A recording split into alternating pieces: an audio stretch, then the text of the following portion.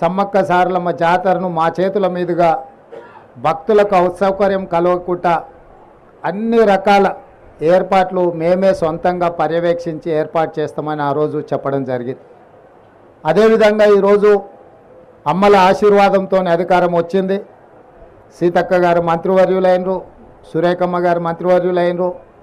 మాకందరు కూడా వివిధ హోదాలు బాధ్యతలు ఆశీర్వాదంతో మాకందరికి అవకాశం వచ్చింది. ఈరోజు ఆ బాధ్యతతోటి దాదాపుగా 1,50,00,000 మంది భక్తులకు ఎలాంటి అసౌకర్యం కలగొద్దు, ఏర్పాట్లలో లోపం ఉండొద్దు అని చెప్పి మా ప్రభుత్వం 110 కోట్ల రూపాయల నిధులను కేటాయించి అహర్నిశలు ఎన్నికలు ముగిసిన వెంబడే జాతర ఏర్పాట్లను పర్యవేక్షించాల్సిన పరిస్థితిలో పొంగులేటి శ్రీనివాసరెడ్డి గారిని, కొండా సురేఖ గారిని, సీతక్క గారిని, పొన్నం ప్రభాకర్ గారిని